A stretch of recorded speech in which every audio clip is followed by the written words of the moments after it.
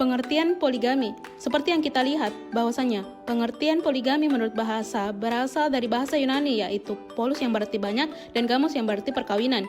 Di mana jika kedua kata ini digabung, maka menjadi pernikahan yang banyak atau lebih dari seorang.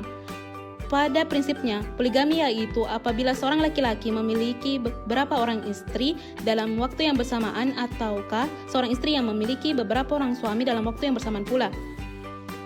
Menurut Kamus Besar Bahasa Indonesia, poligami yaitu sistem perkawinan di mana salah satu pihak akan menikahi atau mengawini lebih beberapa dari lawan jenisnya dalam waktu yang bersamaan. Sedangkan menurut bahasa Arab, biasa dikenal dengan istilah ta'addud az-zaujat. Kemudian dapat dilihat di bagian sini bahwasannya, menurut istilah, poligami adalah ikatan perkawinan di mana salah satu pihak yaitu suami memiliki beberapa orang istri dalam waktu yang bersamaan. Selain itu, istilah poligami memiliki antonim yaitu monogami. Monogami adalah ketika seorang suami memiliki seorang istri dan seorang istri memiliki seorang suami. Dalam hal ini, menurut realitas sosiologis di masyarakat, monogami lebih banyak dipraktekkan karena dianggap sesuai dengan tabiat manusia dan juga bentuk dari perkawinan yaitu memberikan kedamaian. Baik, dalam hal ini poligami akhlaki terbagi atas dua bagian. Yang pertama, poligami daruri. Poligami daruri ini diperbolehkan apabila istri pertama mengidap sakit sehingga tidak lagi melayani kebutuhan biologis sang suami, serta tidak mampu melayani tugas rutinnya di dalam rumah. Islam memandang bahwasanya perkawinan kedua bagi suami diperbolehkan dalam masalah ini. Si istri menyarankan si suami untuk menikahi wanita lain demi mendapatkan keturunan, tetapi si istri disarankan untuk mencari pasangan lain untuk suaminya serta rohaninya dan wataknya dan sesuai dengan dirinya. Baik, yang kedua, poligami hawa atau nafsu. Poligami ini tidak diperbolehkan apabila didorong oleh godaan imajinasi seorang suami bahwa wanita kedua ini memberikan kenikmatan yang berbeda daripada istri pertama, sehingga ia akan mengambil istri kedua, ketiga, atau seterusnya.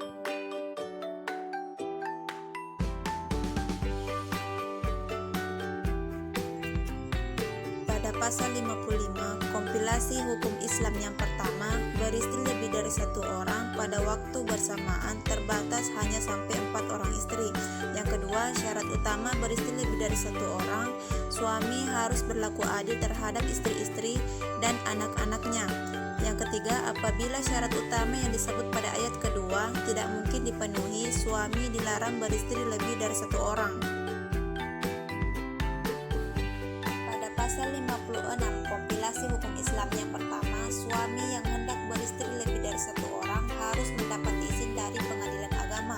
Yang kedua, pengajuan permohonan izin dimaksudkan pada ayat pertama dilakukan menurut pada tata cara sebagaimana diatur dalam bab 8 PP nomor 9 tahun 1975. Adapun yang ketiga, perkawinan yang dilakukan dengan istri kedua, ketiga, atau keempat tanpa izin dari pengadilan agama tidak mempunyai kekuatan hukum.